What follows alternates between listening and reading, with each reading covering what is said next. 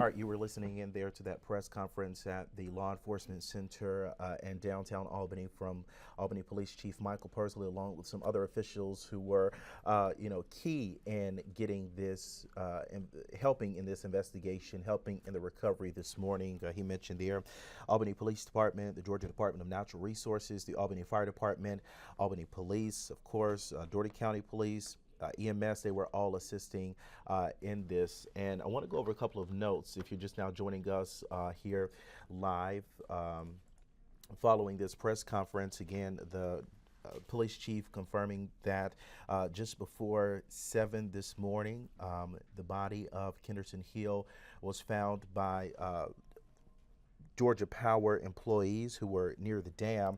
They found the body. Again, this happened just before 7 this morning. In over at the Georgia Power Dam.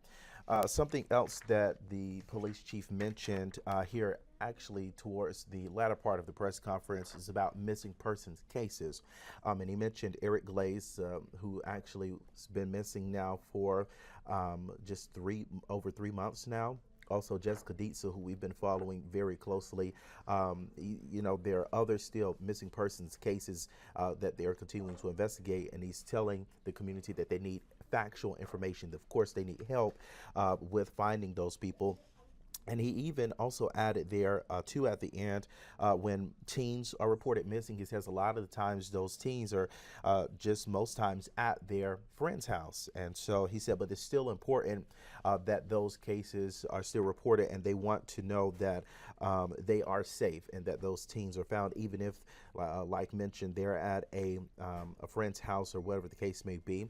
At this time, the body has been sent to the crime lab for an official autopsy, and then that is where we're going to get, according to Chief, lots more information about Mr. Hill's death. As far as any injuries, any foul play, again, they don't suspect that at this time. But again, they're waiting on that autopsy to come back. So not much information that they were able to release at this time, other than just a few specifics such as timing and who all's playing a part in the investigation.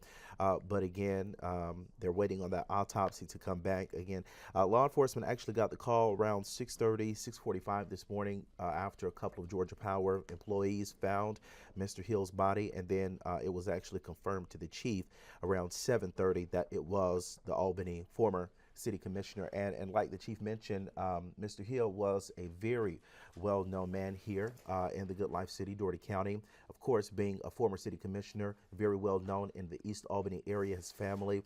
So this is a tough blow, a tough loss for the city of Albany and this community. But again, this is something that we're continuing to work on. We're continuing to get more information on at this time. And just to put something in perspective here for you, this was, and not relating any of these incidents, but the fourth incident involving water, if you will. Mr. Hill found at the dam, and then we've had 3 other incidents, including that former City of Albany employee, as well as Cameron Jones.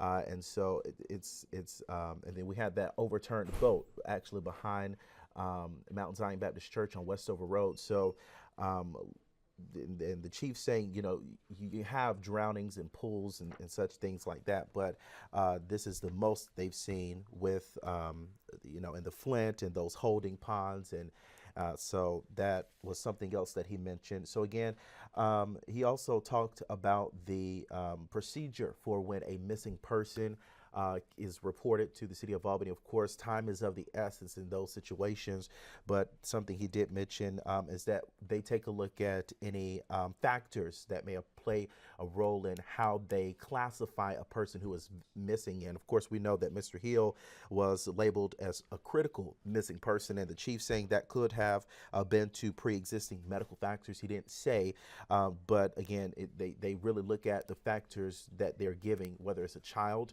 who may have a disability or an elderly person with some type of medical ailment. And so that's how that missing persons case goes in terms of with the Albany Police Department. So again, just wanted to bring you this update here from the Albany Police Department at this live press conference that just took place. Our Mackenzie Blaze is live down there at the Law Enforcement Center. We're going to have more from her coming up on WALB News 10 at noon. For all the latest, make sure you download our WALB News 10 app. That's the best way to get any alerts, any breaking news, anything that's new in this case, in this story, or any other stories that we're following. That's the best way to get it. You can also catch the latest on our website, WALB.com. Well, that's all that we have for you this morning. We'll see you here coming up in about 40 minutes for WALB News 10 at noon. Thanks for joining us. Stay safe and have a great day, South Georgia.